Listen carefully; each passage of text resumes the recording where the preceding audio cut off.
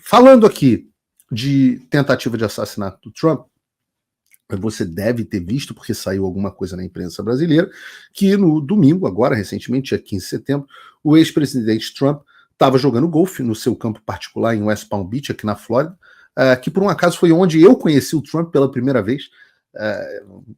Uma coisa muito interessante, eu estava sentado, almoçando na época com a Ivanka Trump, com a filha dele, e Trump nem sonhava em ser presidente, estou falando aí de 2012 ou 2011, eu estava sentado almoçando com a Ivanka, falando sobre empreendimentos imobiliários e tudo mais, e a Ivanka me falou, meu pai está chegando, e eu tinha lido todos os livros do Trump como empreendedor.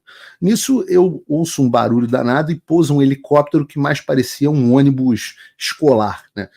E desce dele o Trump. E aí a Ivanka me pergunta, você quer conhecer meu pai? Eu falei, pô, claro que eu quero, né? Seu pai é uma grande inspiração para mim. Quando ele vem na minha direção, fala com a filha e tal, e aí a filha fala, poxa, pai, esse aqui é o Paulo Figueiredo, a gente está falando com ele sobre empreendimentos no Brasil e tal. Aí ele foi muito cordial, falou assim, poxa, muito prazer e tal, ok. E nisso ele foi começar a conversar com as outras pessoas que estavam ali falando sobre, estava lá o cara na época o Trump ainda era querido pela elite, né? Então tava lá o presidente do JP Morgan, só a elite, assim, sentado no restaurante do clube de golfe. E nisso ela vira e fala para ele, pai, o avô dele foi presidente do Brasil. Aí nisso ele olha e fala assim, é verdade?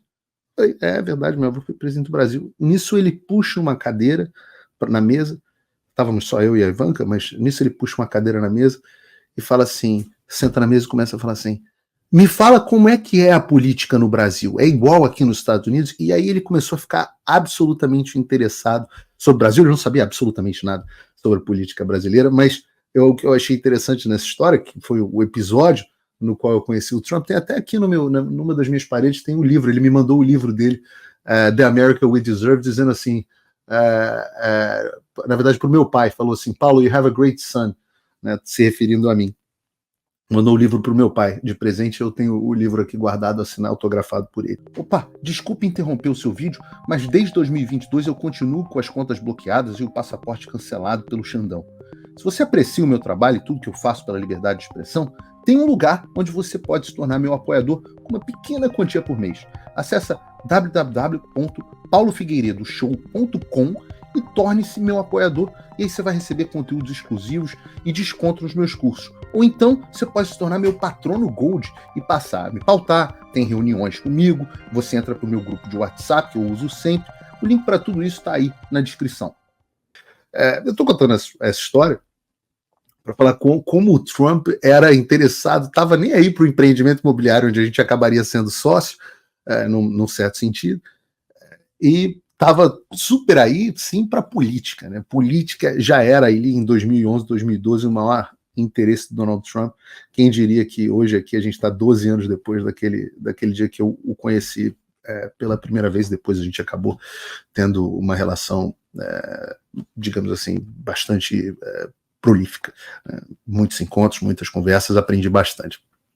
Pois nesse clube de golfe em West Palm Beach, que fica a uma certa distância da casa ali, curto, acho que 15 minutos de carro do Mar-a-Lago, onde o Trump mora, ele foi vítima mais uma vez de uma tentativa de assassinato, cerca de 2 meses depois da primeira tentativa, que a gente deve lembrar que foi quase bem sucedida, não foi bem sucedida por 1 milímetro, né? E eu fiz um post nas redes sociais, que depois foi transformado aí para minha equipe numa reportagem, numa publicação no site do Paulo Figueiredo Show, explicando o que a gente sabia até aquele momento. E de fato, o que aconteceu? Né? Bom, dessa vez, graças a Deus, o Trump não chegou a ser alvo de nenhum disparo, isso porque o serviço secreto foi menos incompetente e conseguiu identificar o atirador antes que ele pudesse agir, né? Esse atirador, que se chama Ryan Wesley Ruth, né, foi visto pelos agentes do serviço secreto quando o cano de um fuzil AK-47 foi identificado saindo de um arbusto ao longo do percurso do campo de golfe, o que é muito interessante, né? E uma vez que ele foi visto, o Donald Trump estava a mais ou menos 300 ou 450 metros do local em que o atirador foi encontrado, e assim que ele foi identificado, os atiradores, os agentes do serviço secreto, dessa vez aprendendo com a primeira lição, imediatamente entraram em combate com o Ryan Ruth, que estava nos arbustos, conseguiu fugir da cena do crime num carro, deixando para trás a arma do crime, o AK-47, 2 bolsas, uma mira para o fuzil telescópica e uma câmera GoPro. Uma das testemunhas que estavam no campo de golfe viu o Ryan Ruth fugindo, tirou uma foto do carro e entregou às autoridades. Logo em seguida, ele foi preso aqui na 95, que é a principal rodovia aqui da Flórida. E tem um ponto-chave aqui. E esse é que é o grande mistério, né? A primeira tentativa de assassinato tinha mais mistérios. Essa tem um grande mistério, que é um ponto-chave que levanta a pulga atrás da orelha. Ninguém sabe como diabos o Ryan Ruth teve conhecimento de que o Trump estaria jogando golfe naquele local, já que isso não estava listado na agenda pessoal do presidente.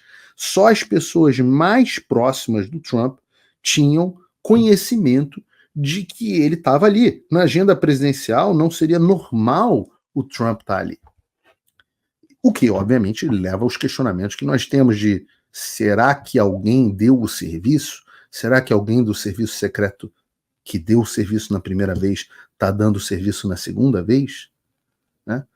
Talvez essa pergunta fique sem resposta, como tantas outras, da primeira tentativa de assassinato, que até hoje a gente não sabe quase nada sobre o que ocorreu, porque a investigação feita pelo FBI, e o FBI completamente aparelhado, parece a nossa Polícia Federal. Só que dessa vez a gente tem uma pequena esperança que vem do governador da Flórida, Ron DeSantis, aliado do Trump, do mesmo partido, que anunciou que vai fazer uma investigação por conta própria sobre o atentado do Trump. De fato, isso está dentro da jurisdição do Ron DeSantis, então, como ocorreu aqui dentro da Flórida, e eles vão conduzir a própria investigação. E o que é triste, porque mostra o estado de descrédito no qual se encontra o FBI. Né? O FBI que forjou provas na casa do Donald Trump, o FBI que inventou um dossiê sobre ligação da Rússia, o FBI cujos agentes foram pegos conspirando contra o Donald Trump na primeira eleição, enfim, o FBI que está com a imagem muito abalada, né? Então, felizmente nos Estados Unidos, pelo menos você tem a questão de uma certa autonomia nas polícias, e o Ron DeSantis anunciou que vai haver uma investigação. Agora, o que é interessante, um ponto interessante dessa história foi o Trump divulgou um comunicado imediatamente depois do atentado que eu achei muito oportuno, chamado A Retórica dos Democratas Inspirou Outro Atentado à Vida do Donald Trump. E eu quero falar especificamente sobre isso. Nesse comunicado, o Trump cita várias frases de políticos democratas de alto escalão que propõem abertamente o ódio contra a pessoa do Donald Trump. Né? As mesmas pessoas que dizem que combatem discurso de ódio. Então, a gente pode citar, por exemplo, como o Trump cita, que o Joe Biden, alguns dias antes do último atentado, disse que é hora de colocar o Donald Trump na mira. O Tim Walz, que é o candidato a vice-presidente na chapa da Kamala Harris, disse que os republicanos são uma ameaça à democracia. Diz ele, os republicanos são uma ameaça à democracia. Sim, eles vão colocar a vida das pessoas em perigo. Sim. Isso é o vice da Kamala Harris. Ele disse que o Trump vai colocar a vida das pessoas em perigo. O deputado Dan Goldman, do Partido Democrata, ele é uma destruição para a nossa democracia e precisa ser eliminado. A deputada Stacey Plaskett, também democrata, o Trump precisa ser baleado. O Joe Biden disse que o Trump e os trumpistas, a MAGA, como chamados aqui nos Estados Unidos, são a maior ameaça que os Estados Unidos enfrentaram. Então, veja os paralelos dessa retórica. Né? Assim como no Brasil, nos Estados Unidos, as pessoas que mais incitam ódio contra seus adversários são justamente aqueles que falam em defender a democracia, em defender as instituições, e que nos banem e nos censuram porque dizem que o que nós falamos é discurso de ódio. É coincidência, né? Foi inclusive o que eu escrevi no X, né? Assim como o Alexandre, o novo suspeito de matar o Trump também queria, abre aspas, salvar a democracia. As contas sociais de Ryan Root estavam cheias de postagens sobre o recrutamento de soldados para a Ucrânia e de postagens que classificavam o Trump como uma ameaça à democracia. Vocês já ouviram isso antes? Quem que diz que estava salvando a democracia do Brasil? Quantas vezes você não viram os ministros do STF dizendo que estavam salvando a democracia? Quantas vezes vocês não ouviram que o Bolsonaro é uma ameaça à democracia? Então, assim como o Alexandre, o novo suspeito de matar o Trump também queria salvar a democracia. Também queria salvar a democracia. É só você olhar as postagens do Ryan Ruth. Estava assim, Biden, sua campanha deveria ser chamada de algo como CADAF, Keep American Democratic and Free, né? Mantenha a América democrática e livre. Tá dizendo aqui, e os trumpistas, né, deveriam ser, em vez de MAGA, MASA, Make America Slave Again, faça os americanos escravos novamente. A democracia está nas urnas, nas cédulas, e não podemos falhar. O mundo está contando com a gente para mostrar o caminho. Fizeram, inclusive, um vídeo de todos os tweets do Ryan Ruth, porque vocês sabem que depois que essas coisas acontecem, os culpados começam a aparecer mortos, as provas somem, né? As redes sociais são apagadas.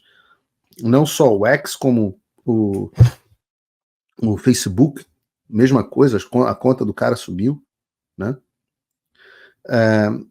E quando você vai se aprofundando no histórico de quem é o Ryan Ruth, e eu volto a dizer, a cobertura da imprensa brasileira sobre esse assunto foi absolutamente desprezível.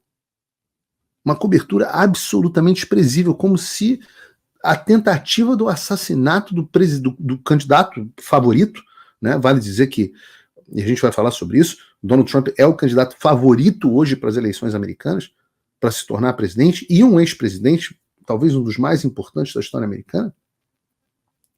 A gente pode dizer que a imprensa brasileira, e num certo sentido até americana, trataram isso como se fosse uma coisa comum.